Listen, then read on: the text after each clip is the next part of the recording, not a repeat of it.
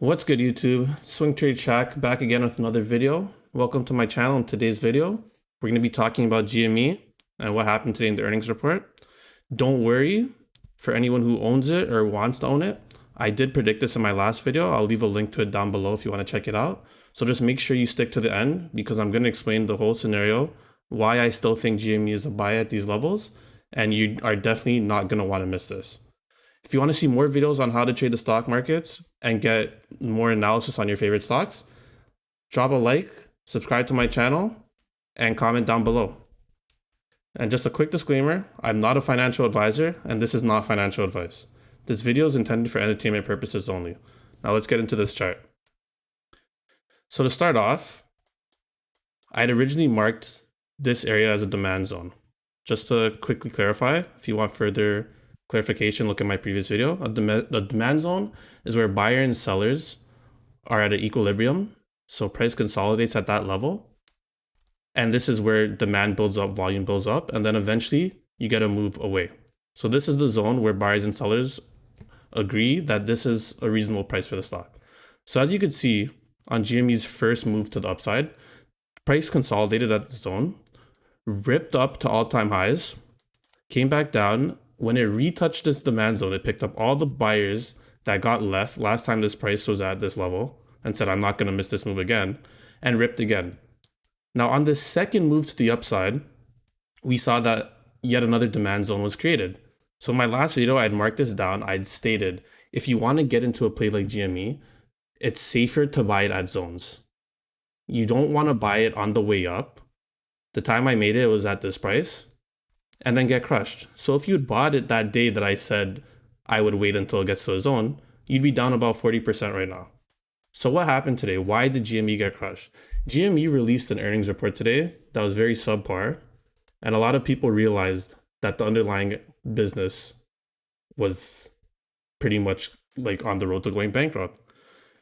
But the problem with this thing is that this is a market overreaction, because this whole play was never about the underlying business or the fundamentals.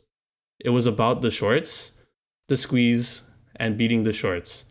So we need to remember that when we're looking at this trade. Although for people that were in the trade, you probably got crushed. In the long term, I do believe that it will go up. So this has followed my scenario. Up for the first wave, down for the second wave. I believe it will get as low as this support, which would be at the 78% retracement level of this up move. So if I drive that with my fib retracement tool,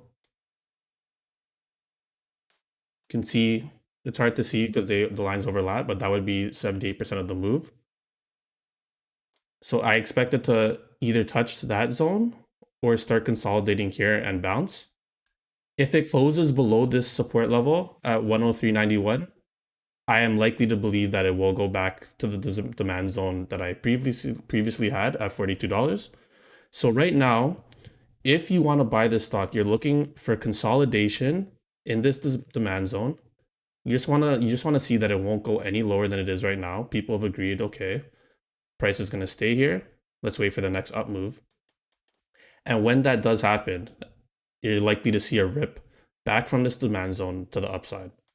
When it starts to move to the upside, you have this long downwards trending line that needs to be broken here. This is a critical point. If we get a break of this line, if it does bounce, I expect to see retests of all-time highs.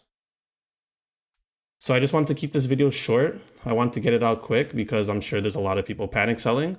But you just have to remember that this play never had to do with the fundamentals. So don't worry about the earnings report if you truly believe in the short squeeze. The gamma squeeze can still be coming. We just have to be patient. In the long term, I still believe that this is a good buy. You're getting not just a second, but this is your third opportunity to buy this stock at a good price, which I believe it is now. But once again, this is not financial advice. This is just for entertainment purposes, and it's my opinion. So anyways, I hope you guys have a great day. If you liked the video, drop a like, comment, and subscribe, and I will see you guys in the next one. Peace.